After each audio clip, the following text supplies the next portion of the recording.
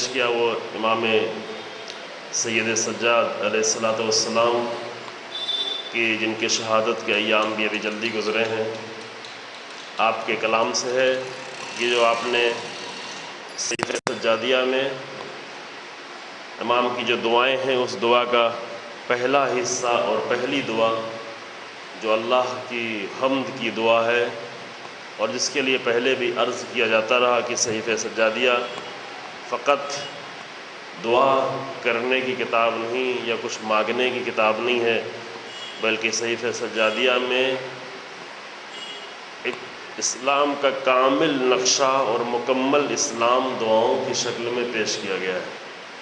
اور اگر صحیفہ سجادیہ پڑھنے کی توفیق ہو اور انشاءاللہ کی بار بار ہمیں ہو تو اس کو اس نیت سے پڑھا جائے کہ ان دعاؤں کے ذریعے سے ہم اسلام کو سمجھنا چاہتے ہیں، اہل بیت کے اسلام کو، امام سید سجاد کے اسلام کو، اور وہ اسلام کی جو امام سید سجاد پیش کر رہے ہیں، نہ صرف یہ کہ کچھ مانگنے کے لیے یا کچھ طلب کرنے کے لیے۔ انشاءاللہ بعد میں اگر ضرورت ہوئی تو دعا کے موضوع پر کہ اگر ہمارے اس موضوع سے کہیں جڑا تو تھوڑی سی گفتگو آپ کی خدمت میں کریں گے۔ یہاں پہ چند کلمات جو یہ ہیں، امام فرماتے ہیں کہ تمام تر حمد ہے پروردگار کی اس بات پر کہ اس نے پہچنوا دیا، اس نے خود کو ہمیں پہچنوایا، الحمدللہ علی ما عرفنا من نفسہ۔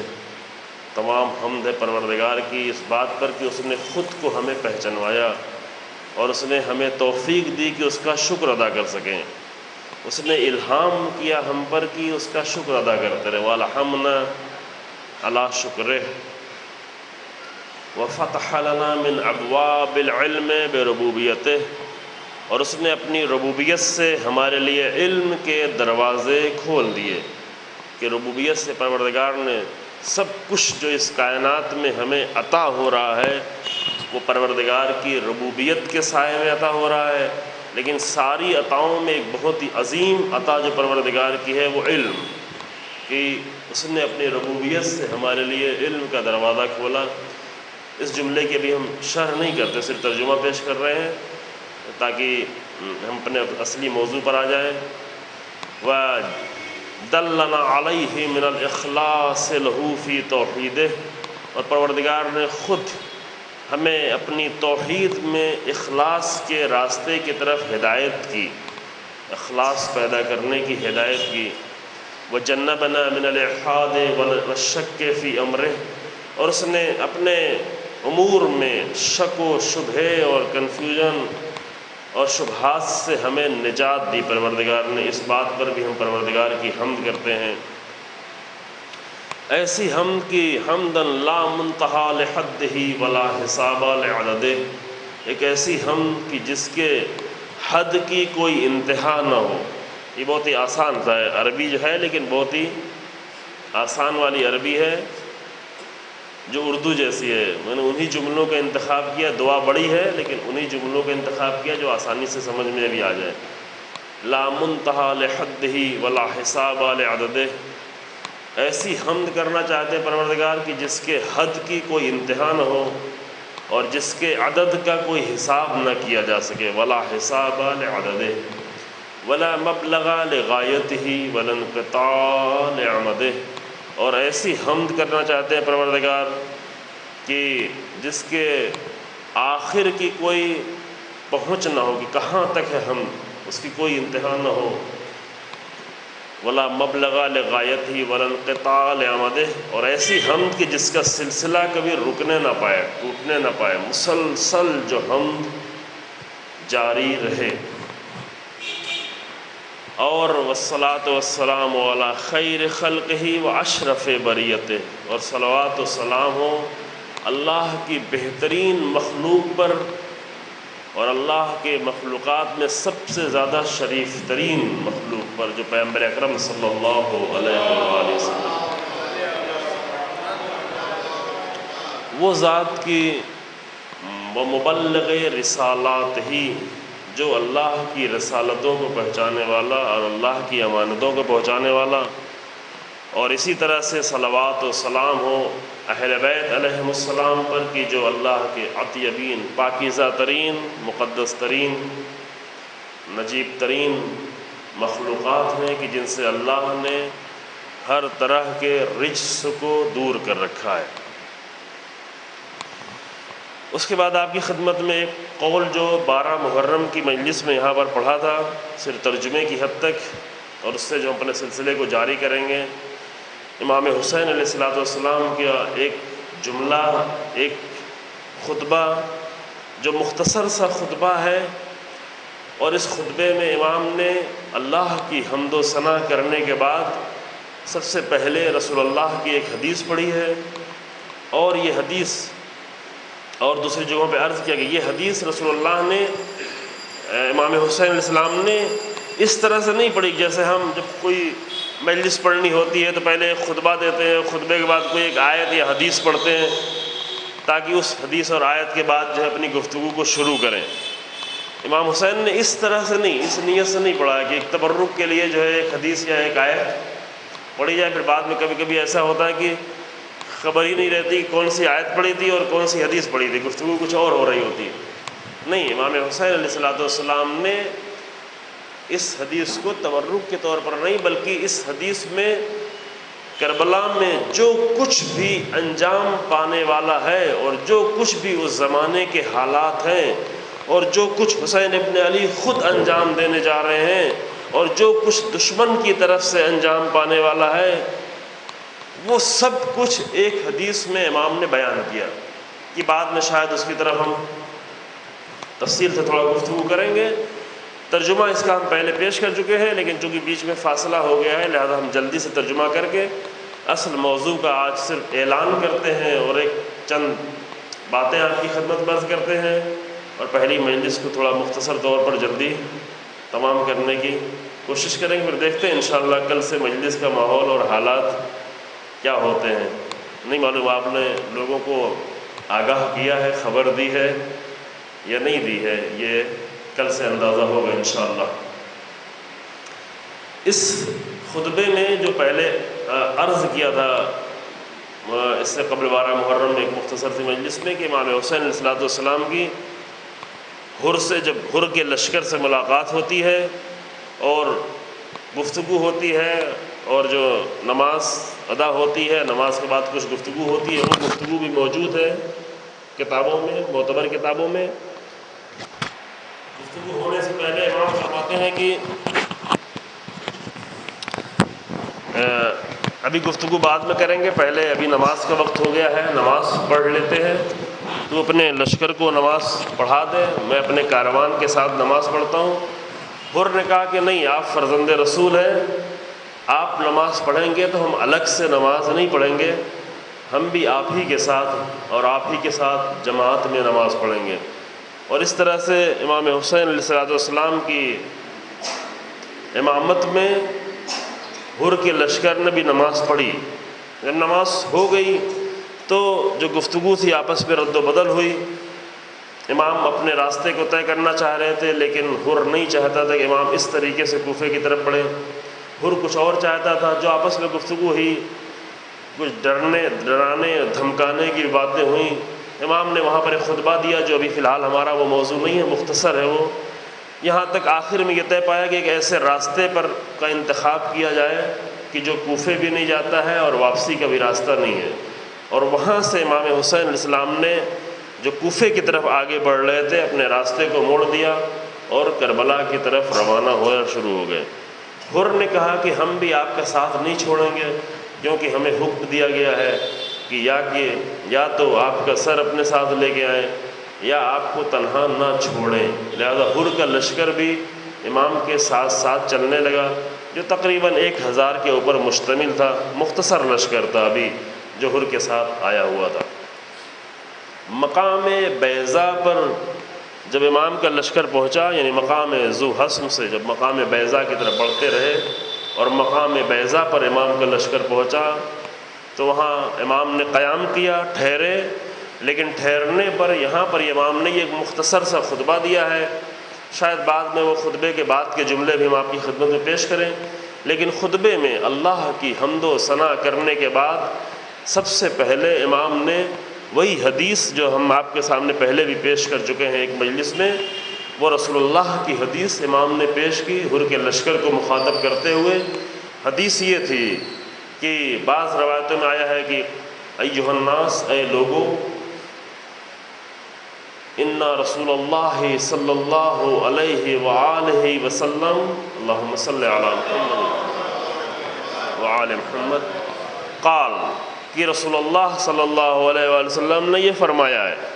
اور بعض جگہوں پہ شاید اس طرح سے بھی ہے کہ سمعت جدی رسول اللہ صلی اللہ علیہ وآلہ وسلم قال، کہ میں نے اپنے جد رسول اللہ سے یہ کہتے ہوئے سنا ہے کہ آپ نے یہ فرمایا۔ یہ کلمہ ہے، کوئی فرق نہیں پڑتا، اصل یہاں سے بات شروع ہوتی ہے کہ رسول اللہ نے یہ فرمایا۔ امام یہ نہیں کہہ رہے کہ میں یہ کہہ رہا ہوں، بلکہ فرما رہے ہیں رسول اللہ کی وفات کے 50 سال کے بعد جب ایسے حالات پیدا ہوئے تو ان حالات میں امام نے آ کر رسول اللہ کی حدیث کے ذریعے سے اس وقت میں اپنی ذمہ داری، وقت کے حالات، دشمن کی کوششیں، سب کچھ امام نے آ کر بیان کی اور فرمایا کہ رسول اللہ نے فرمایا ہے کہ من سمع من را سلطانا جائرا، جو بھی کسی ظالم حاکم کو دیکھے کہ جو یہ کر رہا ہو کہ مستحلا لحرام اللہ، جو اللہ کے حرام کو حلال میں تبدیل کر رہا ہو،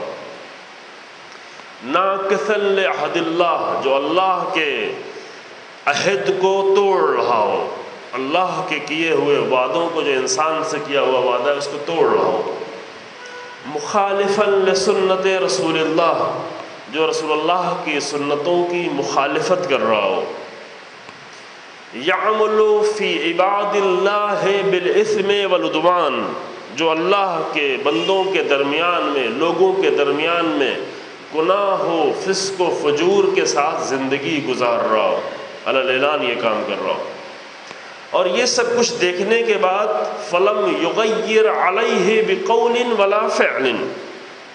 میں جلدی سے صرف ترجمہ کر کے آگے بڑھ رہا ہوں چونکہ پہلے آپ کے سامنے پیش کی جا چکی یہ حدیث۔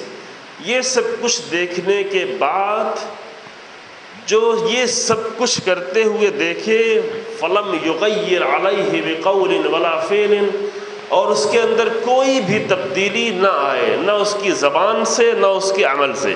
بقول یعنی نہ زبان سے کچھ کہے، نہ کوئی ریئیکشن ظاہر کرے، ولا بفعل، نہ ہی اپنے عمل سے کچھ کرے، تو کان حقا علی اللہ ان یدخلہ مدخلہ، تو اللہ کو یہ حق حاصل ہے کہ اس خاموش سننے والے انسان کا ٹھکانہ وہی کرے جو اس ظالم و جابر حاکم کا ٹھکانہ ہو۔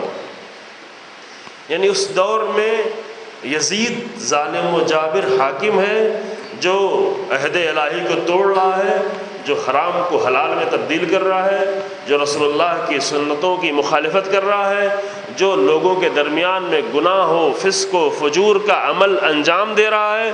اور یہ سب کچھ انجام دیتے ہوئے امام یزید کو ابھی کچھ نہیں کہہ رہے ہیں، بلکہ امام یہ کہہ رہے ہیں کہ جو یہ کچھ یزید جیسے انسان کو یہ سب کچھ کرتے ہوئے دیکھے اور دیکھ کر خاموش رہے تو اس کا انجام وہی ہوگا جو یزید کا انجام ہوگا۔ اصل نقطہ یہ ہے، من را، جو دیکھے۔ امام نے یہاں پر یہ نہیں کہا کہ یزید کو کیا ہونے والا ہے یا ایسے حاکم کو کیا ہونے والا ہے، اور یہ بھی نہیں کہ اس دور کی بات ہے، یہ 61 ہجری کی بات ہے، نہیں، یہ ایک قانون ہے۔ رسول اللہ نے ایک قانون کے طور پر پیش کیا ہے کہ جو بھی یہ سب کچھ دیکھتا رہے، فلم یغیر علیہ بقول ولا فعل، اور وہ اپنی زبان سے یا اپنے عمل سے کچھ بھی تبدیلی ظاہر نہ کرے اور کچھ بھی ریئیکشن نہ کرے، تو کان حقا علی اللہ ان یدخلہ مدخلہ، تو اللہ کو یہ حق حاصل ہے کہ اس خاموش انسان کو بھی وہیں پر لے جا کر داخل کر دے کہ جہاں پر اس ظالم جابر کو داخل کیا ہے، یعنی ٹھکانہ ایک ہو۔ یہ حدیث آپ کے ذہن میں محفوظ رہے انشاءاللہ، تاکہ بار بار ترجمہ نہ کرنا پڑے۔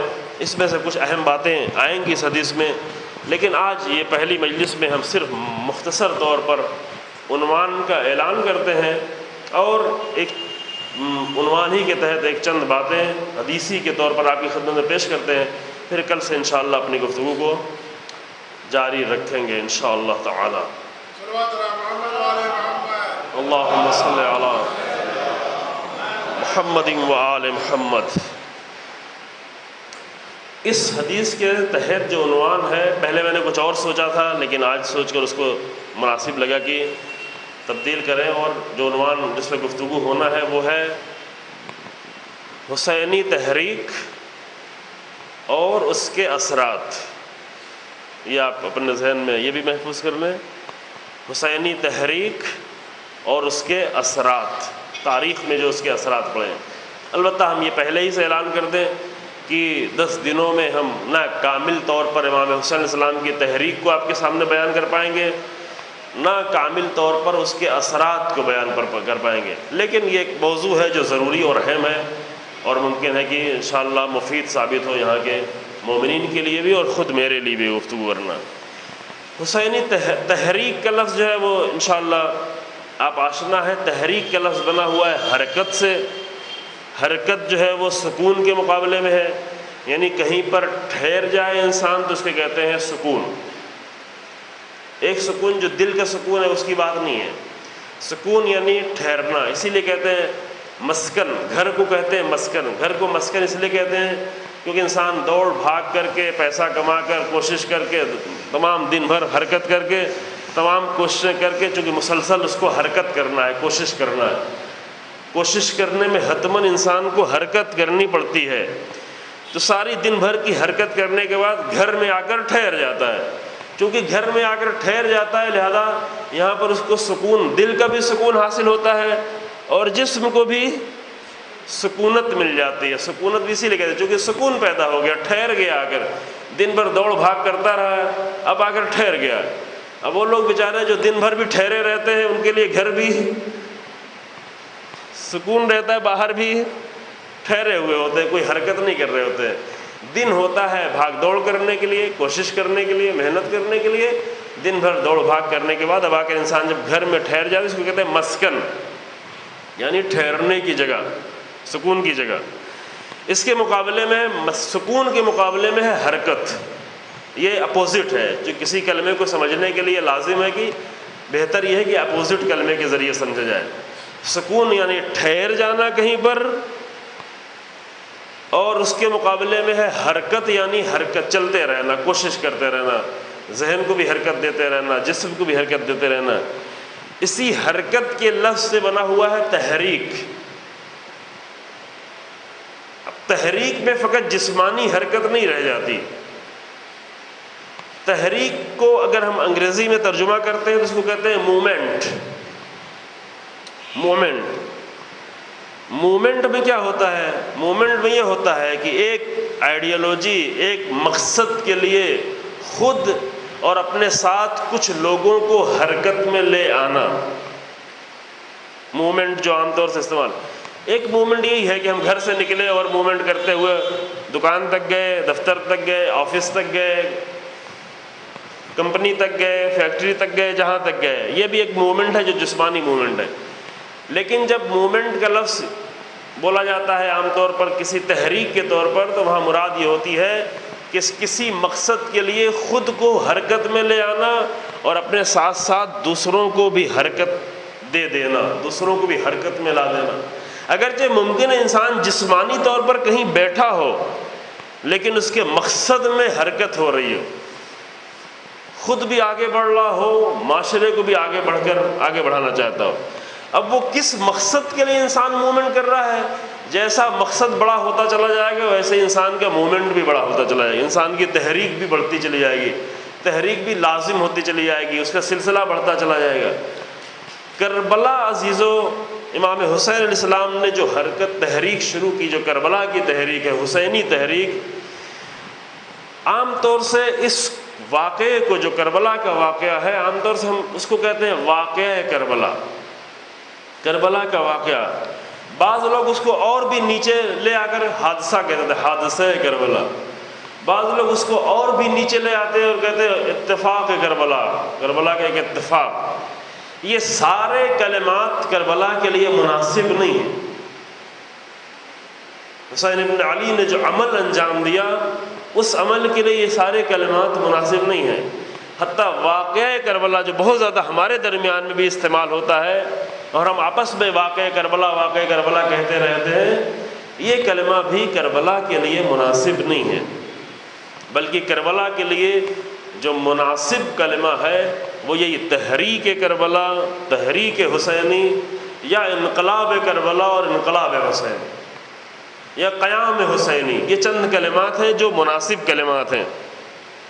اے کاش کہ ہمیشہ کربلا کے ساتھ انہی کلمات کو استعمال کیا جاتا۔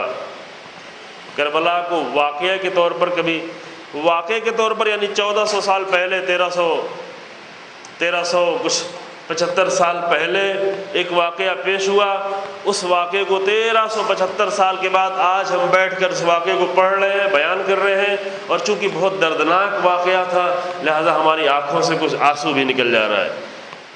واقعے کے طور پر اتنا کافی ہے کہ ہم رو لیں، نتیجے کے طور پر کیا کہ ہم کو کچھ ثواب مل جائے گا، کچھ جنت مل جائے گی، کچھ فائدہ ہو جائے گا۔ اگر صرف واقعے کی نگاہ سے کربلا کو دیکھا جائے تو بس اتنا کافی ہے کہ بہت دردناک واقعہ تھا، آج ہم اس کو یاد کر رہے ہیں اور یاد کر کے اس کے نتیجے میں ہمیں ثواب مل رہا ہے یا جنت مل رہی ہے۔ لیکن کربلا فقط واقعہ نہیں ہے جو ہمارے ثواب کے لیے انجام دیا گیا ہو۔ توجہ فرمائیں، کربلا ایک ایسا عمل نہیں ہے اور حسین ابن علی کا عمل ایک ایسا عمل نہیں ہے کہ جو اس لیے انجام دیا گیا ہو کہ بعد میں آنے والوں کو کچھ ثواب مل جائے اور جنت مل جائے۔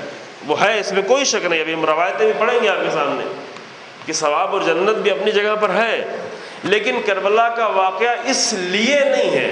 دو چیزیں الگ الگ ہیں، ایک عمل کا مقصد ہوتا ہے، ایک عمل کا فائدہ ہوتا ہے۔ اس کی وضاحت ہم تھوڑا پہلے کر چکے ہیں آپ کے درمیان میں بھی کہ عمل کا مقصد اور ہوا کرتا ہے، عمل کے فائدے اور ہوا کرتے ہیں۔ یاد ہے آپ لوگوں کو میں نے آپ کے سامنے پیش کیا، شاید مثال دی تھی نا، جیسے صدقے کا مقصد اور ہے اور فائدہ اور ہے، نماز کا مقصد اور ہے، فائدہ اس کا اور ہے۔ نماز کا فائدہ یہ ہے کہ ہاں ثواب مل جائے گا، سکون مل جائے گا، اطمینان مل جائے گا، اور ممکن ہے بعض لوگ کے ڈسپلن ہو جائے زندگی میں، ٹائمنگ صحیح ہو جائے۔ یہ سب فائدے ہیں، کچھ فائدے بڑے ہوتے ہیں، کچھ فائدے چھوٹے ہیں، کچھ فائدے روحانی ہوتے ہیں، کچھ فائدے جسمانی ہوتے ہیں۔ لیکن نماز کا مقصد جو قرآن نے بیان کیا وہ کیا ہے کہ ان الصلاۃ تنہی عن الفحشاء والمنکر، نماز انسان کو ہر طرح کی گندگی، غلاظت، برائی اور روح کو تباہ کرنے والی چیزوں سے روک دیتی ہے، روکنا ہے نماز۔ یہ دوسری جگہ قرآن نے کہا اقم الصلاۃ لذکری، نماز کو قائم کرو تاکہ بندہ اپنے پروردگار کو یاد رکھے، عبد و معبود کے درمیان میں رابطہ برقرار رہے، ٹوٹنے نہ پائے، ریلیشن جو ہے۔ اقم الصلاۃ لذکری، نماز پڑھتے رہو تاکہ میرا ذکر تمہارے دلوں میں رہے، تاکہ عبد و معبود کے درمیان کا رابطہ نہ ٹوٹے۔ یہ فلسفہ ہے، یہ اس کا مقصد ہے۔ فائدے بہت سارے نماز کے ہیں، بہت سارے فائدے جو ہمیں اپنی ذاتی زندگی میں، سوشل زندگی میں، اور حتیٰ اپنی سائیکولوجیکل طور پر بہت سارے فائدے ہم کو مل رہے ہیں۔ لہذا نماز کو صرف فائدے کے طور پر نہیں پڑھا جائے، نماز کو مقصد کے لیے پڑھا جائے، فائدے خود بخود حاصل ہو جائیں گے، ہے نا۔ یہ دو چیزیں الگ الگ ہیں۔ جب روزہ رکھا جائے تو اس لیے نہیں کہ روزہ رکھیں تاکہ تھوڑا کولیسٹرول ہمارا جسم کا بڑھ گیا ہے وہ کیا ہو جائے، کم ہو جائے، یا معدے کو بہت تکلیف ہو گئی ہے، معدے میں مشکلات پیدا ہو گئی ہیں، بہت سارا اضافی چیزیں پیدا ہو گئی، روزہ رکھیں گے تو معدہ جو ہے فلٹر ہو جائے گا اور صحت ہماری ٹھیک ہو جائے گی۔ ٹھیک ہے، یہ سب ہوگا، روزہ رکھیں گے تو یہ سب کچھ ہوگا، لیکن روزہ اس لیے نہیں ہے۔ یہ روزے کے فائدے ہیں، روزے کا مقصد کیا ہے وہ اور ہے۔ یہ روزہ اگر آ کر ایک ہندو بھی رکھے، مثلا غیر مسلمان بھی آ کر روزہ رکھے، جیسے بہت سارے لوگ رکھتے بھی ہیں، شاید آپ نے بھی سنا ہو، ہم جانتے ہیں بہت سارے لوگوں کو آ کر روزہ رکھتے ہیں، آ کر روزہ رکھیں گے تو اس روزے کا فائدہ اس کو بھی مل جائے گا۔ کوئی بھی کسی بھی مذہب کا انسان آ کر اگر روزہ رکھے تو جو اس کے جسمانی فائدے ہیں وہ سب کے سب اس کو مل جائیں گے، لیکن مقصد بھی مل جائے گا؟ مقصد نہیں ملے گا، کیونکہ مقصد کے لیے نیت ضروری ہے، نیت کے لیے اللہ کی نیت ہونا ضروری ہے، جو ہر ایک نہیں رکھ پائے گا۔ ممکن ہے مسلمان بھی روزہ رکھے، مومن بھی روزہ رکھے، لیکن جب نیت کر رہا ہو تو فقط زبان سے نیت کر رہا ہو، مقصد اللہ کو اس نے نہ بنایا ہو۔ وہ نیت کے لیے لازم کہے کہ اللہ تیرے لیے میں یہ روزہ رکھ رہا ہوں، نماز پڑھ رہا ہوں تیرے لیے، روزہ رکھ رہا ہوں تیرے لیے، مجلس میں آیا ہوں تیرے لیے، ممبر پہ آ رہا ہوں تیرے لیے۔ جب نیت جب تک اللہ کی نہیں ہوگی، ہم کہتے ہیں یہ مجلسیں عبادت ہے۔ عبادت کب ہوں گی؟ عبادت کے لیے لازم ہے کہ انسان ایک نیت کرے، اور وہ نیت کیا ہو کہ یہ عمل انجام دے رہا ہوں اللہ تیرے لیے۔ سنتے ہیں نا کہ یہ مجلسیں ہماری عبادت ہے، اس میں کوئی شک نہیں کہ عبادت ہے، اس میں کوئی شک نہیں کہ بہت بڑی عبادت ہے، چھوٹی عبادت بھی نہیں ہے۔ اگر واقعاً اس سے معرفت کی باتیں کی جا رہی ہوں اور انسان کے شعور میں اور معرفت میں اور دینی پہچان میں اور دینی شعور میں ترقی آ رہی ہو اور پروگریس ہو رہا ہو تو یہ بہت بڑی عبادت میں تبدیل ہو جاتی ہے۔ لیکن اس عبادت کے لیے ایک شرط یہ ہے کہ نیت بھی ہو، چونکہ عبادت میں یہ لازم ہے کہ جب تک نیت نہ ہو وہ عبادت نہیں بن سکتی۔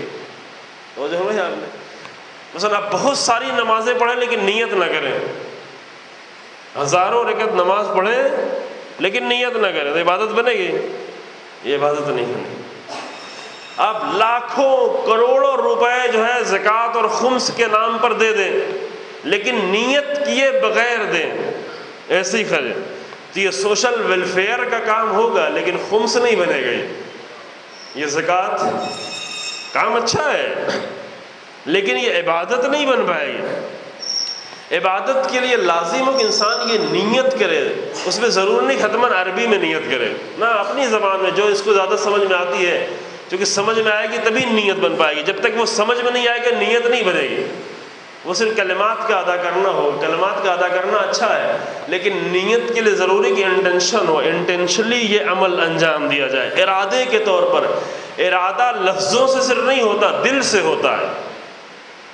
ارادہ لفظوں کے ادا کرنے سے صرف نہیں ہوتا، لفظ ادا کیے جائے تو کوئی مشکل نہیں ہے، بلکہ بعض لوگوں نے کہا کہ ٹھیک ہے مستحب بھی ہے، لیکن لازم جو چیز ہے وہ کیا ہے کہ انسان دل سے نیت کرے کہ یہ عمل جو ہم انجام دینے جا رہے ہیں اللہ تیرے لیے انجام دینے جا رہے ہیں۔ فرش ادا پر آ رہے ہیں پروردگار تیرے لیے آ رہے ہیں، ممبر پر آ رہے ہیں پروردگار تیرے، پھر یہ بہت عظیم عبادت میں، اس سے سارا عمل عبادت میں تبدیل ہوتا جاتا ہے جب اس میں نیت ہو۔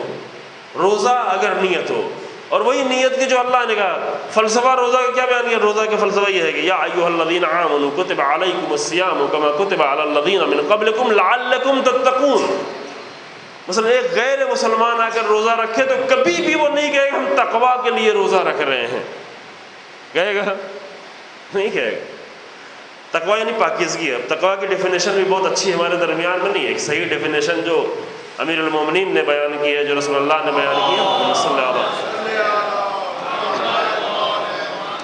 وہ لازم ہے انشاءاللہ کبھی کسی اور موضوع پہ جب گفتگو بیان کی جائے گی۔ تقویٰ بہت ہی حسین، تقویٰ ہمارے درمیان میں جو تقویٰ کی ڈیفینیشن ہے وہ بہت ہی بورنگ عمل ہے، بہت ہی تھکا دینے والی چیز ہے۔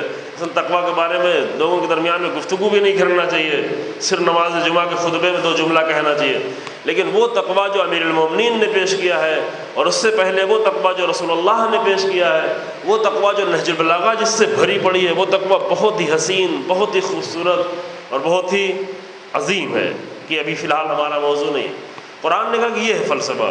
صدقے کا فلسفہ میں نے مثال دے کے یہاں پر بیان کیا تھا کہ قرآن صدقے کا فلسفہ یہ نہیں کچھ لوگوں کا پیٹ بھر جائے، زکوٰۃ و خیرات کا فلسفہ یہ نہیں کچھ لوگوں کا پیٹ بھر جائے، بلکہ اس کا فلسفہ یہ ہے کہ اس کے ذریعے سے انسان اپنی روح کو پاک کرے، چونکہ اکٹھا کرتے کرتے انسان کی روح آلودہ ہونے لگتی ہے، انسان کی روح میں کہیں کہیں مشکل پیدا ہونا شروع ہوتی، یہاں سے بھی لے لو، وہاں سے بھی لے لو، یہاں سے بھی لے لو، یہ کرو وہ کرو، پھر اپنا بھی لے لو، غیروں کا بھی لینا شروع کر دیتا ہے، چونکہ جب مسلسل لینے لگتا ہے، لینے کی عادت بڑھتی جاتی ہے۔ جیسے مثلا ایک ٹیکسی ڈرائیور یا رکشہ آپ چلا رہے، بہت سارے لوگ رکشہ چلا رہے ہوتے ہیں کہ انشاءاللہ رکشہ چلانے والے محنت کریں، کوشش کریں اور اپنے آپ کو آگے بڑھا کر اور آگے بڑھیں. ضرور نہیں کہ ہمیشہ رکشہ چلاتے رہیں. رکشہ چلاتے ہوئے کیا ہوتا ہے، آٹو رکشہ ٹیکسی چلاتے ہوئے ہر تھوڑی دیر بعد کوئی آ کر 5 روپے 10 روپے 20 روپے 100 روپے مسلسل لینا لینا لینا. پھر یہ کام جب مسلسل بڑھتے رہتا ہے ادھر انسان اپنی آپ کی پاکیزگی نہیں کر رہا ہوتا، تربیت نہیں کر رہا ہوتا ہے، تو پھر دھیرے دھیرے حد سے گزرنے لگتا ہے. یہ لینے کی عادت بڑھنے جاتی ہے. پھر حق سے بڑھ کر وہ چاہتا ہے اور زیادہ مل جائے اور زیادہ مل جائے. کرایہ 10 روپے ہو رہا ہے تو چاہتا ہے 12 روپے مل جائے. کرایہ 15 روپے ہو رہا ہے چاہتا ہے 20 روپے مل جائے.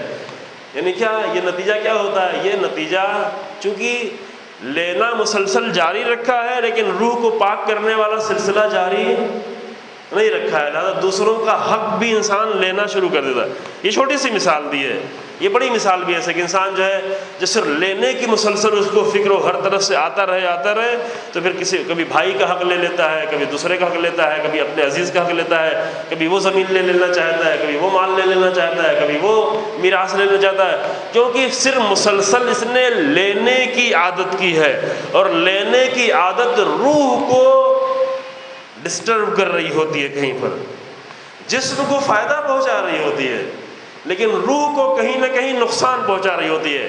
لہذا اسلام نے ایک ایسا نظام لا کے رکھا کہ جہاں لینا ضروری ہے اور لے، محنت کر کے لے، کوشش کر کے لے، وہیں لینے کے ساتھ ساتھ انسان کچھ دیتا بھی رہے تاکہ لینے سے جسم کو فائدہ ملتا رہے، دینے سے روح کو نقصان نہ ہونے پائے.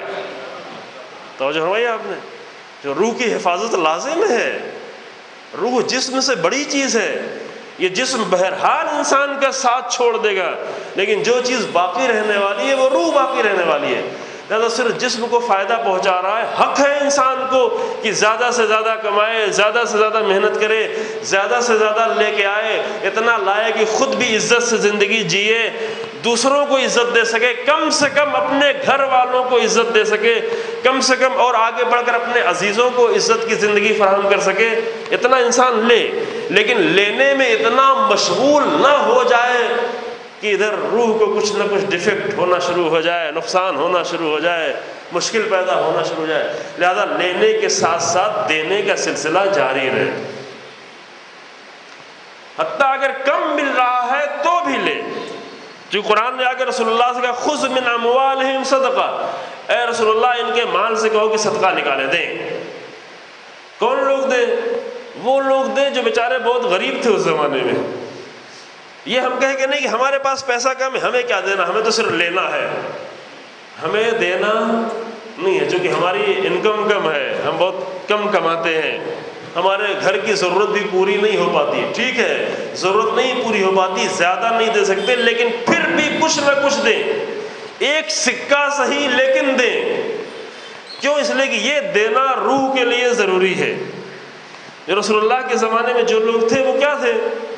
بہت کم ان کے پاس تھا. ایسے لوگ تھے جن کے پاس کھانے کو نہیں ہوتا تھا، گھر نہیں تھا. بہت سارے لوگ ہجرت کر کے آئے تھے، لیکن قرآن نے کہا کہ ان سے کہو کہ رسول اللہ کہو کہ یہ دیں.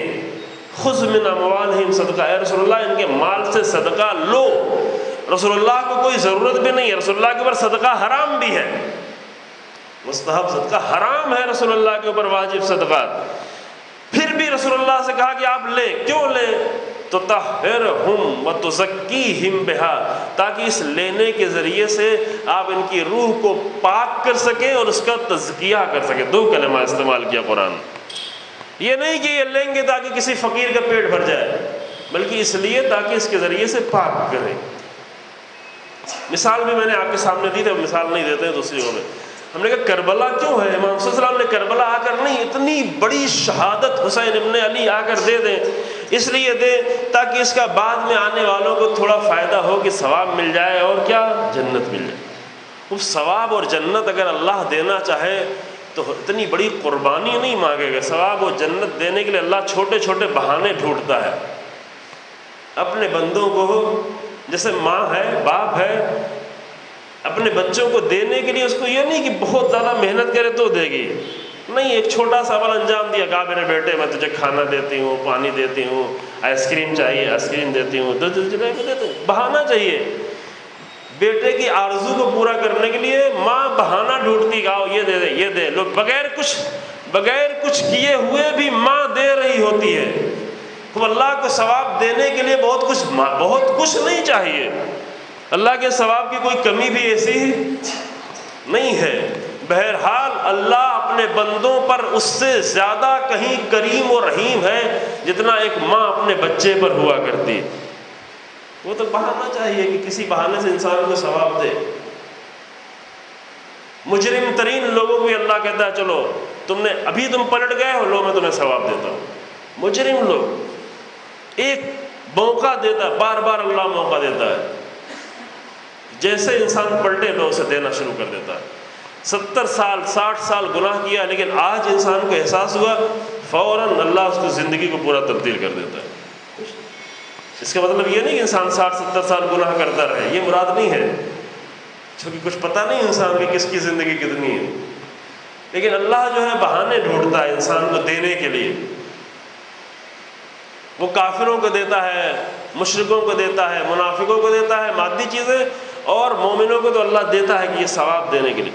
اللہ ثواب دینے کے لیے اتنی بڑی قربانی نہیں چاہیے کہ حسین ابن علی جیسا انسان جا کر اپنے پورے گھر اور اصحاب و انصار کو لے کر مقتل میں قربان کر دے تاکہ بعد میں آنے والوں کو ثواب اور جنت دے دیے۔ یہ سمجھتے ہیں، ایسا نہیں ہے عزیزو، ہرگز ایسا نہیں، ہرگز ایسا نہیں۔ روایات میں تو یہاں ملتا اللہ اس قدر کریم، اس قدر رحیم ہے کہ روز حشر اس طرح سے لوگوں کو معاف کر رہا ہوگا کہ شیطان کو بھی امید ہو جائے گی شاید ہمیں بھی معاف کر دیا جائے۔ اس سے غلط فائدہ بھی نہیں اٹھایا جائے، اس سے غلط فائدہ اٹھانے کی کوشش نہیں کی جائے۔ ایک دوسرا مسئلہ ہے کہ جب انسان پروردگار کو دیکھ رہا ہوتا ہے، ماں کے رحمتوں کو دیکھ کر انسان چاہتا ہے کہ اپنی ماں کے سامنے حتی سگریٹ بھی نہ پیے، یہ گناہ نہیں ہے، لیکن میری ماں کو ناگوار لگے کہ لہذا اس کے سامنے نہ پیے۔ پیتے ہیں لیکن باپ کے سامنے نہیں پیے، جو باپ کو اچھا نہیں لگتا، باپ کو ناگوار لگتا۔ تو یہ احترام ہوتا ہے، یہ حرمت ہوتی ہے، حرمتیں نہ ٹوٹنے پائیں۔ اور سب سے بڑی جو حرمت ہے وہ اللہ کی حرمت ہے، اسی سے حرام بھی بنا ہوا ہے۔ جب ہم کوئی حرام انجام دیتے ہیں تو اللہ کی کسی نہ کسی حرمت کو توڑ رہے ہوتے ہیں، اور یہ توڑنا بہت بڑی چیز ہے۔ لہٰذا صرف ثواب کے لیے نہیں عمل انجام دے رہے تھے، اس لیے انجام دے رہے تھے تاکہ حرمتیں نہ ٹوٹنے پائیں۔ لہٰذا اللہ کو اتنی بڑی قربانی لینے کی ضرورت نہیں تھی تاکہ اس کے ذریعے سے اپنے بندوں کو معاف کرے۔ یہ اور بات ہے کہ ہاں ان مجلسوں کا اس کا فائدہ، اس کا اثر ہوگا، ثواب بھی ہوگا، جنت بھی ہوگی۔ وہ روایتیں بھی آج میں لے کے آیا تھا لیکن شاید آج نہیں پیش کر سکوں اور ٹائم بھی زیادہ نہیں رہ جائے گا، اور مجلس کو میں تھوڑا جلدی آج تمام کر دوں اور آپ کے سامنے بعد میں پیش کروں کچھ اہم چیزیں۔ صرف پہلا نقطہ یہ آپ کے ذہن میں آ جائے کہ اتنا بڑا واقعہ جو کربلا کا انجام دیا گیا اور اتنی عظیم قربانی جو پیش کی گئی، اس کے فائدے یہ سب کچھ ہو سکتے ہیں، ثواب جنت ہے، لیکن مقصد کربلا کا کچھ اور ہے۔ اور وہ مقصد کہاں سے سمجھ میں آئے گا؟ وہ مقصد کربلا کو واقعہ کر دیکھیں، کربلا کو حادثہ سمجھیں، کربلا کو اتفاق سمجھیں تو کبھی بھی وہ مقصد سمجھ میں نہیں آ سکتا۔ وہ مقصد کربلا کا اس وقت سمجھ میں آ سکتا ہے جب کربلا کو تحریک کی نگاہ سے دیکھا جائے۔ کربلا ایک تحریک ہے، بس آج کلمے کی وضاحت کافی تھی۔ کربلا ایک تحریک ہے، ایک ایسی تحریک جو صرف سن 61 ہجری کی تحریک نہیں تھی، بلکہ ایک ایسی تحریک ہے کربلا جس کا سلسلہ مسلسل جاری ہے، اور اس تحریک کا اختتام جا کر جو ہونے والا ہے وہ امام عصر عجل اللہ تعالی فرجہ الشریف کے ظہور پر۔ یہ تحریک جاری ہے، کب تک جاری ہے؟ امام زمانہ کے ظہور تک یہ تحریک جاری ہے۔ یہ نہیں کہ سن 61 ہجری میں حسین ابن علی نے آ کر تحریک شروع کی، قربانی دی اور تحریک ختم ہو گئی، اب اس کے فقط اثرات باقی ہیں۔ نہیں، کربلا کی تحریک کے اثرات بھی آج باقی ہیں، لیکن صرف اثرات نہیں بلکہ کربلا کی تحریک بھی جاری ہے۔ اور آج دنیا کو سب سے زیادہ جس چیز کا خوف ہے، آج کے ظالموں کو سب سے زیادہ جس چیز کا خوف ہے وہ کربلا کے واقعے کا نہیں بلکہ کربلا کی تحریک کا خوف ہے۔ کربلا کے قیام کا خوف ہے، کربلا کے انقلاب کا خوف ہے۔ وہ بھی آپ کے سامنے مختصر طور پر اشارے کے طور پر جب اثرات کی گفتگو کریں گے تو پیش کریں گے کیسا ہے، کس طریقے سے آج کے حالات کیا ہیں، آج کے حالات نے کس چیز نے ظالموں کو پریشان کر دیا ہے۔ آج عراق میں کیا ہو رہا ہے، آج سیریا میں کیا ہو رہا ہے، آج اور باہر کی دنیا میں کیا ہو رہا ہے، آج کتنی بڑی کوششیں ہو رہی ہیں، آج برطانیہ میں کیا پلاننگ کی جا رہی ہے، آج ابھی کی جا رہی ہے۔ خاص کر شیعت کے لیے جو کچھ ہو رہا ہے وہ سب کچھ اس لیے ہو رہا ہے کہ آج ہم نے کربلا کو، ہم نے نہیں لیکن آج شیعوں نے، عالمی شیعت نے اور دنیا کی شیعت نے کربلا کو تحریک کے طور پر جاننا اور سمجھنا سیکھ لیا ہے۔ ابھی ہماری ہندوستان کی شیعت ابھی تحریک تک نہیں پہنچی، ابھی کربلا کو واقعے تک سنبھالے ہوئے ہیں، یعنی ایک اسٹیپ آگے بڑھنا ہے، ایک قدم اور اٹھانا ہے ہندوستان کی شیعت کو، چونکہ ہندوستان کی شیعت عالمی شیعت سے ابھی پیچھے پیچھے چل رہی ہے۔ ممکن ہے کہ عزاداری کے ظاہری مسائل میں ہندوستان کی شیعت شاید عالمی شیعت سے بھی آگے ہو، کہ جیسا ہم کبھی کہتے بھی ہیں، فخر بھی کرتے ہیں اس بات پر کہ آپ مثلا یہ سفر کا عشرہ قائم کیے ہوئے ہیں، شاید دنیا میں کہیں اور بھی ایک ایسا عشرہ جو آپ ایک چھوٹے سے محلے میں اور بستی میں آ کر پہلی سفر سے 10 سفر تک عشرہ قائم کیے ہوئے، ممکن ہے کہ بعض مسلمان ملکوں میں، حتیٰ بعض شیعہ ملکوں میں ایسا عشرہ نہ ہو رہا ہو اور ظاہری عزاداری اس طرح سے نہ ہو رہی ہو۔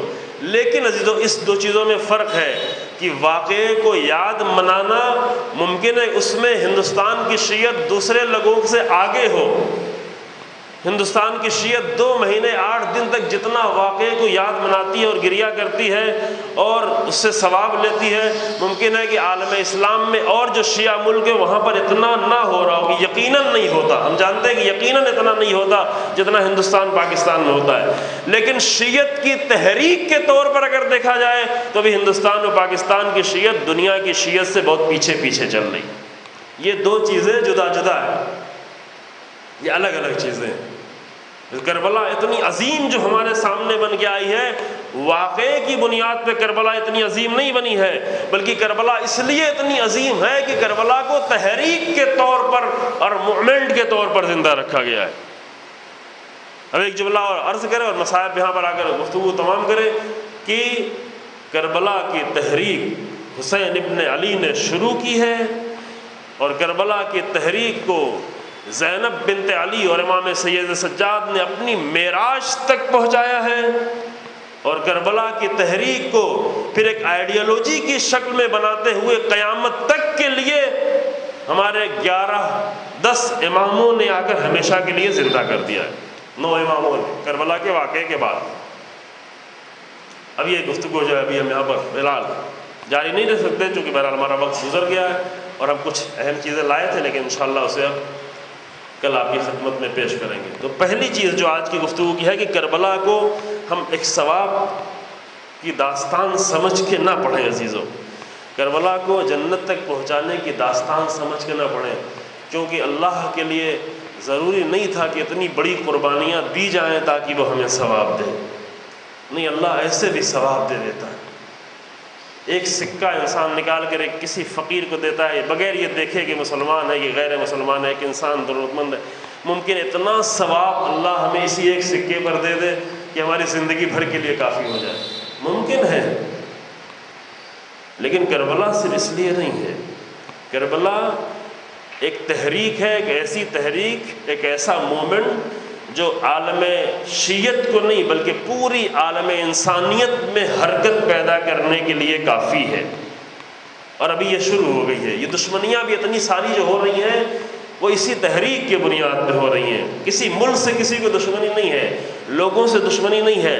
آج ظالموں کو، امریکہ اور برطانیہ اور اسرائیل جیسے لوگوں کو ہم شیعوں سے دشمنی نہیں ہے کہ جو واقعہ کربلا کو یاد کر رہے ہیں، بلکہ ان لوگوں سے دشمنی ہے جو کربلا کی تحریک کو زندہ رکھنا چاہتے ہیں۔ یہ بہت اہم مسئلہ ہے۔ یہ ساری دشمنیاں جو ہے لوگوں سے نہیں ہے، بلکہ اصل میں ساری دشمنی جو ہے تحریک ہے کربلا سے، یہ آپ کے سامنے آئے گا۔ ہاں، اسی تحریک کو بتانے کے لیے، سمجھانے کے لیے، باقی رکھنے کے لیے۔ اگر صرف ثواب کی بات ہوتی عزیزو تو اگر قربانی دینی بھی ہوتی تو عصر عاشور ختم ہو جاتی، بھی ضرورت نہیں تھی، لیکن شام تک جانا پڑا، کوفے تک جانا پڑا، تاکہ یہ تحریک حسین ابن علی زینبی تحریک بنتے ہوئے قیامت تک کے لیے باقی ہو جائے۔ کرنا پڑا۔ یہ کیا بی بی نے؟ ایک جملہ تھا پچھلے سال پڑھا تھا، رہبر انقلاب خدا حفاظت فرمایا آیت اللہ خامنائی حفظ اللہ، انہوں نے ایک جملہ کہا تھا، بہت ہی خوبصورت جملہ تھا کہ زینبی کردار کو، پچھلے سال رائے پیٹا میں اس موضوع پر ایک اشرا بھی پڑھا گیا، جناب زینب، کردار زینب سلام اللہ علیہ، زینبی کردار، وہاں بھی یہ جملہ کہہ چکے پچھلے سال کہ زینبی کردار کے لحاظ سے اگر دیکھا جائے تو زینبی کردار حسینی کردار سے ذرہ برابر کم نہیں ہے۔ اگر مقام کے لحاظ سے دیکھا جائے تو حسین ابن علی امام ہے، حسین ابن علی کا مقام بہت بلند ہے، بہت ہی عظمتیں ہیں حسین ابن علی کے لیے، لیکن اگر کردار کے لحاظ سے دیکھا جائے تو جناب زینب سلام اللہ علیہ کا کردار اور اس کے اثرات حسینی کردار سے کچھ کم نہیں ہے۔ جناب زینب نے جو کردار ادا کیا ہے عصر عاشور، جب ایک تحریک کا حصہ جا کر عصر عاشور پر ختم ہوتا ہے، جہاں تک شہادتوں کا سلسلہ جاری تھا، اور تحریک کا دوسرا حصہ جو عصر عاشور سے شروع ہوتا ہے وہ جناب زینب سلام اللہ علیہ اس کو سنبھالے ہوئے، اگرچہ امام موجود ہے، اگرچہ جوان امام موجود ہے، اور وہ بھی بہت ساری ذمہ داریاں ان کو انجام دینی ہے، لیکن فی الحال وصیت کے طور پر آخری وقت میں تحریک کربلا کو حسین ابن علی نے جناب زینب کے حوالے کیا۔ اور یہ میں آپ کے خدمت میں بعد میں عرض کروں گا کہ کتنا بڑا اثر پیدا ہوا، کتنی تبدیلیاں پیدا ہوئیں، خود جناب زینب سلام اللہ علیہ میں کتنی بڑی تبدیلی پیدا ہوئی جب اس تحریک کو بی بی نے سنبھالا۔ جب تک جناب زینب کے ہاتھ میں تحریک نہیں تھی تب تک جناب زینب کیا تھی، اور جب جناب زینب کے ہاتھ میں اتنی بڑی تحریک آ گئی تو جناب زینب پھر کیا ہو۔ بہت تبدیلی، بہت ہی عظیم تبدیلی، ایسی کہ واقعا حیرت کریں گے، واقعا انسان تعجب میں پڑ جاتا ہے کہ اتنی بڑی تبدیلی ممکن ہو سکتی ہے، کیسے ہو سکتی ہے۔ پھر جناب زینب نے سنبھالا اور لے کے چلیں، کربلا سے سفر جاری ہوا، فوراً عصر عاشور کے بعد یہ سفر شروع ہو گیا تھا۔ وہ سفر بہت ہی دردناک تھا، سفر یعنی قدموں کا سفر نہیں، تحریک کا سفر شروع ہو گیا تھا، لیکن اس سفر میں بی بی کو جو کچھ دیکھنا پڑا وہ یہ تھا کہ خیمے جل رہے تھے، بچے پریشان تھے، بیویاں گھبرائی ہوئی تھیں، اور سب کو جناب زینب سنبھالے ہوئے تھیں، حتیٰ وقت کے امام کی حفاظت بھی جناب زینب کر رہی تھی۔ امام کو بھی اس لیے بچا کر حفاظت کرنا لازم تھا کہ اس تحریک کی آخری منزلیں سید سجاد کے ذریعے سے طے جو شام کی مسجد میں، شام کے دربار میں جو سید سجاد نے خطبہ دیا، وہ خطبہ فقط ایک خطبہ نہیں تھا بلکہ تحریک کو اپنی منزل کمال تک پہنچانا تھا۔ نہیں معلوم شاید یہاں پہ خطبہ ہم آپ کے سامنے پیش کر پائیں یا پیش نہ کر پائیں، لیکن دوسری جگہوں پہ یہ خطبہ پیش کیا گیا امام سید سجاد کا، کہ جو امام سید سجاد نے خطبہ دیا ہے، اگر ضرورت ہو انشاءاللہ شاید پیش کریں آپ کے سامنے کیا خطبہ دیا۔ یہ کافی نہیں عزیزو کہ ہم صرف سن لیں کہ جناب زینب نے اتنا عظیم خطبہ دیا تھا، امام سید سجاد نے ایسا خطبہ دیا پوری حکومت لرزنے لگی، جناب زینب نے ایسا خطبہ دیا کہ پورا کوفہ لرزنے لگا۔ لازم ہے کہ جانیں بھی کہ جناب زینب نے کیا کہا تھا خطبے میں، امام سید سجاد نے کیا خطبہ دیا تھا، کہ شاید دوسری جگہوں پہ میں نے پیش کیا، انشاءاللہ توفیق ہوئی، اگر توفیق ہوئی تو آپ کے سامنے بھی کچھ پیش کرنے کی کوشش کی جائے گی۔ لیکن جناب زینب نے جو منزلیں طے کی ہیں، شام غریبہ کی منزل آئی ہے، خیمے جل رہے ہیں، جب خیمے جلتے ہیں آگ کہیں لگتی ہے، نہیں معلوم آپ نے کبھی دیکھا ہے کہ نہیں دیکھا ہے، خدا کرے کہ نہ دیکھیں اور نہ خدا کرے کہ کسی کے گھر میں آگ نہ لگے، لیکن ہم نے دیکھا ہے، شاید آپ میں سے بھی کسی نے دیکھا ہو کہ جب کہیں پر آگ لگتی ہے، شعلے بھڑکتے ہیں، تو مردوں کی کوشش ہوتی ہے کہ جلدی سے جلدی آگ بجھائی جائے۔ مرد کوشش کرتے ہیں، بھاگتے ہیں، دوڑتے ہیں، پانی کا انتظام کرتے ہیں، جس طرح ممکن ہو سکتا ہے مرد آگ کو بجھانے میں لگ جاتے ہیں، لیکن آگ کے جب شعلے بھڑکنے لگتے ہیں تو چونکہ خواتین کا دل نرم ہوتا ہے اور بچوں کا دل نرم ہو جاتا ہے، زیادہ شعلے بھڑک رہے ہوں تو چیخنے لگتے ہیں، چلانے لگتے ہیں، خواتین کی آوازیں بلند ہونا شروع ہوتی ہیں، کیونکہ نرم دل کے لوگ ہوتے ہیں، بھڑکتے ہوئے شعلے ان سے دیکھے نہیں جاتے۔ یہ مردوں کا کام ہے کہ بھڑکتے ہوئے شعلے دیکھیں بھی اور اسے خاموش بھی کریں۔ اللہ اللہ! میدان کربلا میں جب مسلسل ایک خیمے سے دوسرا خیمہ، دوسرے خیمے سے تیسرا خیمہ، اور مسلسل حسین ابن علی کے 20 خیمے جب جل رہے تھے تو اس وقت میدان کربلا میں کوئی مرد نہیں تھا، فقط بیویاں تھیں اور بچے تھے، کوئی نہیں تھے۔ مرد جتنے تھے وہ سب آگ جلانے کے لیے آئے تھے، کوئی آگ بجھانے نہ آیا۔ سب نے اپنے ہاتھوں میں مشعلیں لے رکھی تھیں اور مشعلیں لے جا کر خیمے پر پھینک رہے تھے۔ کبھی ایک خیمہ جلتا تھا، کبھی 2 خیمہ جلتا تھا، کبھی 3 خیمہ، اور آخر میں سارے خیمے ایک ساتھ جل رہے تھے اور بیویاں اور بچے خیموں سے نکل کر ایک دوسرے خیمے میں جا رہے، ایک سے دوسرے خیمے میں۔ 2 واقعہ میں آپ کے سامنے پیش کر رہا ہوں۔ ایک بیوی کا واقعہ ہے، نہیں معلوم اس کے پہلے آپ نے سنا یا نہیں سنا ہے۔ ایک بیوی، ایک بہت ہی محترم بیوی، ایک بہت ہی عظیم الشان بیوی۔ ایک واقعہ وہیں کربلا کا ہے اور ایک واقعہ شام کا ہے، چونکہ مجھ سے کہا گیا کہ آج شام کے بارے میں کچھ گفتگو کریں، کل پھر پہلی سفر ہے اور دوسری سفر ہے۔ کربلا حسین ابن علی کا قافلہ آج کی تاریخ میں شام سے بہت زیادہ نزدیک ہو رہا ہے۔ بعد میں آپ کے سامنے پڑھیں گے کہ شام کس طرح یہ واقعہ پہنچا۔ 2 سفر کو حسین ابن علی کا قافلہ شام تک پہنچا ہے۔ شاید کل یا پرسوں آپ کے سامنے پیش کریں گے کس طرح سے یہ قافلہ طے ہوا اور کس طرح سے شام تک وہ بیویاں پہنچی ہیں، کس طرح سے شام تک بچے پہنچے ہیں، کتنے بچے پہنچے ہیں شام تک، اللہ اکبر۔ لیکن آج صرف 2 واقعہ سنیں۔ جب خیمے جل رہے تھے، جب بیویاں تڑپ رہی تھیں، جب بیویاں پریشان تھیں، جب چاروں طرف سے شعلے لپک رہے تھے، تو ایک بیوی حسین ابن علی کی بیٹی فاطمہ بنت الحسین، حسین ابن علی کی جوان بیٹی، غیرت دار بیٹی، بیوی بیان کرتی، خود بیوی بیان کرتی ہے۔ جناب فاطمہ بنت الحسین کے فرزند جناب عبداللہ نے یہ روایت بیان کی ہے جو بہار الانوار اور دوسری کتابیں موجود ہے کہ میری ماں نے بیان کیا کہ جب شعلے بھڑک رہے تھے اور ظالم صرف یہ نہیں کہ بھڑکتے ہوئے شعلوں کے درمیان میں ہمیں خاموشی سے دیکھنے دیتے، بلکہ آ کر وہ لوٹ رہے تھے، جو کچھ انہیں مل رہا تھا لوٹ رہے تھے۔ خیموں سے تو سب کچھ لوٹ لیا تھا، لیکن خیموں سے لوٹنے کے بعد حتیٰ آ کر وہ میری چادریں بھی لوٹ رہے تھے۔ اب یہاں سے بیوی نے روایت بیان کی ہے کہ میں نے دیکھا کہ ایک ظالم میری طرف بڑھا، ایک ظالم میری طرف بڑھا۔ حسین ابن علی کی غیرت دار بیٹی ہے، جوان بیٹی ہے۔ بی بی اس وقت کوئی سہارا نہیں تھا، عباس نہیں تھے، علی اکبر نہیں تھے، بابا نہیں تھے، کس کے پاس جاتی؟ ایک ہی سہارا تھا، وہ زینب و ام کلثوم کا سہارا تھا۔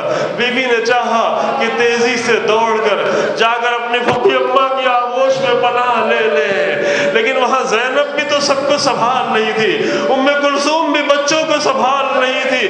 بی بی تیزی سے پھوپھی اماں کی طرف جانا چاہتی تھی کہ ادھر سے ظالم نے پیچھے سے نیزہ پھینکا اور بی بی کے قدم نیزے میں، اب نہیں معلوم کہ نیزہ لگنے کی وجہ سے، قدم لڑکھڑانے کی وجہ سے بی بی زمین پہ گر گئی اور فرماتی ہے کہ مجھے غش آ گیا۔ اب یہ غش کیوں آیا یہ بھی مجھے نہیں معلوم، صرف زمین پر گرنے کی وجہ سے غش آ گیا کہ ظالم کے چادر چھین لینے کی وجہ سے غش آیا۔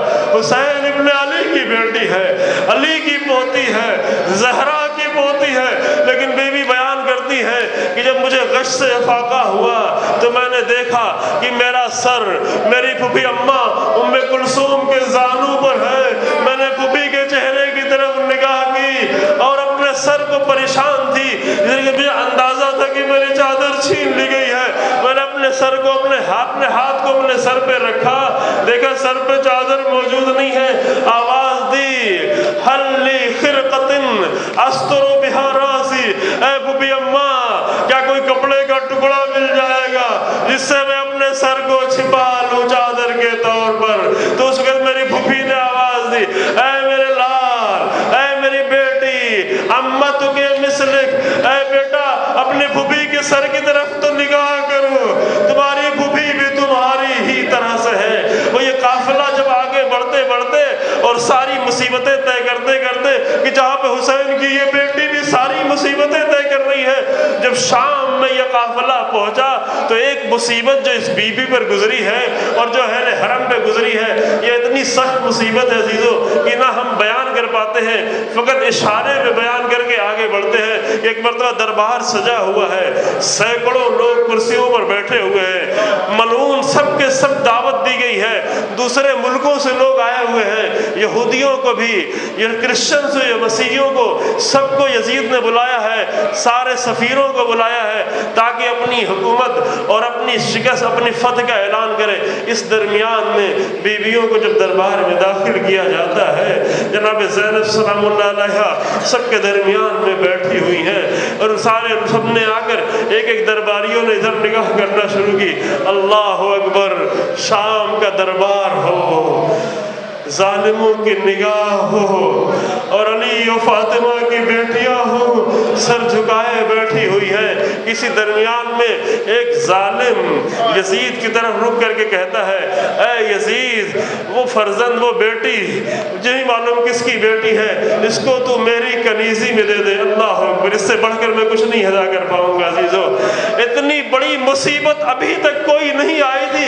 जब ये जुमला बीवी ने सुना, फौरन जाकर अपनी फूफी अम्मा से लिपट गई, ऐ फूफी अम्मा मुझे बचाए। ज़ैनब ने अपने सीने से लगाया और बीबी खड़ी हो गई। इस मुसीबत को ना हम बयान कर सकते हैं, ना आप शायद दर कर पाए। बीबी खड़ी हो गई, ऐ जालिम, ऐ यजीद, तू ऐसा हरगिज़ नहीं कर सकता। यजीद ने, भला मैं क्यों नहीं कर सकता, मैं यहाँ का हाकिम हूँ, मैं जो चाहूँ वो कर सकता हूँ। लेकिन जनाब ज़ैनब ने ऐसे जुमले इस्तेमाल किए और अल्लाह ने बीबी की ज़बान में ये तासीर दी थी, ऐ यजीद, तू ऐसा हरगिज़ नहीं कर सकता, हम रसूलुल्लाह के नवासे हैं, हम रसूलुल्लाह के ख़ानदान के हैं, हम अली और फातिमा की बेटियां हैं। अगर तू ऐसा करना चाहेगा तो दीन इस्लाम से खारिज हो चुका है। इस तरह से ये कलमात नहीं, बीबी ने इस तरह से जुमले अदा किए कि यजीद खामोश हो गया। थोड़ी देर बाद उस मलून ने फिर दोबारा यही तकाजा किया तो यजीद ने डांट कर उसे बिठा दिया।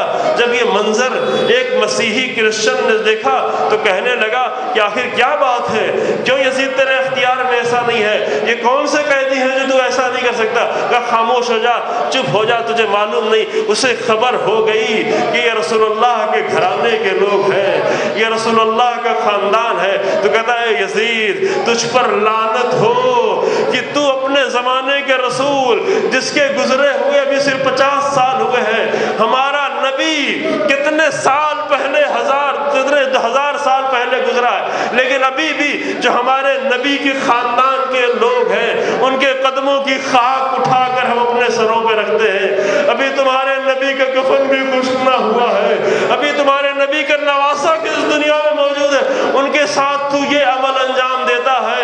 ये कहकर फरियाद बुलंद करने लगा और यजीद पर लानत भेजने लगा। यजीद ने हुक्म दिया कि उसके सरोतल में जुदाई कर दी जाए। जब उसका जल्लाद आगे बढ़ा, उसने कहा थोड़ी देर ठहर जा, बस मेरी एक बात सुन ले। मुझे आज बहुत ताज्जुब था, आज मैंने रात में ख्वाब में देखा था कि रसूलुल्लाह आकर जनाब ईसा से कह रहे हैं कि मैं इसे अपने साथ लेके जा रहा हूँ। ये ख्वाब मुझे समझ में नहीं आया था कि भला रसूलुल्लाह इस्लाम का नबी मुझे कहाँ लेके जाना चाहता है, लेकिन आज मुझे समझ में आ गया। हाँ, तू यकीनन मेरे सरोतन में जुदाई कर दे, लेकिन उससे पहले ला इलाहा इल्लल्लाह मुहम्मदुर रसूलुल्लाह। हाँ, ये हुसैन के असीर थे जो इसारत की मंजिलें तय करते जा रहे हैं, लेकिन इस्लाम और करबला की तहरीक को भी लेके आए हैं और इस तहरीक के साथ हत्ता यजीद के दरबार में भी इस्लाम की तहरीक का सिलसिला जारी रहा और ला इलाहा इल्लल्लाह का कलमा पढ़ा जाता है। इन्ना लिल्लाहि व इन्ना इलैहि राजिऊन। सयअलमुल लज़ीना ज़लमू अय्या मुनक़लिबिन यनक़लिबून। परवरदिगार, हमारे इस मुख्तसर से अमल को कबूल फरमा। परवरदिगार, हमें तहरीक हुसैन इब्न अली में शामिल होने की तौफ़ीक़ अता फरमा। परवरदिगार, हमें बेहतर से बेहतर तौर पर करबला वालों की मारिफत अता फरमा। پروردگار ہمیں بہتر سے بہتر طور پر کربلا والوں کی، حسین ابن علی کی عزاداری کرنے کی توفیق عطا فرما۔ پروردگار عالم اسلام میں جہاں جہاں بھی جو مشکلات ہیں، خاص کر سیریا میں، عراق میں، ان مشکلات کو حل فرما۔ پروردگار کلمہ حق کو عزت و سربلندی عطا فرما، کلمہ باطل کو نیست و نابود فرما۔ علماء حق، مراجع کرام، شیخ باقر النمر، آیت اللہ سید علی سستانی حفظہ اللہ، رہبر انقلاب اور تمام مراجع کرام کی طول عمر عطا فرما۔ امام زمانہ کے ظہور میں تعجیل فرما اور ہمیں امام کے اعوان و انصار میں شمار فرما۔ ذرا سے گزارش ہے ایک سورہ فاتحہ پڑھ کر جن مرحومین نے جو اس دنیا میں نہیں رہے، اس عزا خانے کو قائم کرنے میں، ان مجلسوں کو قائم کرنے میں کوششیں کی ہیں، اور جو لوگ ابھی کوششیں کر رہے ہیں ان کے مرحومین کو، اور جو لوگ اس دنیا سے گزر چکے ہیں ان سب کی روح کو ارسال فرما۔ بسم اللہ الرحمن الرحیم۔ دعا کا پہلا حصہ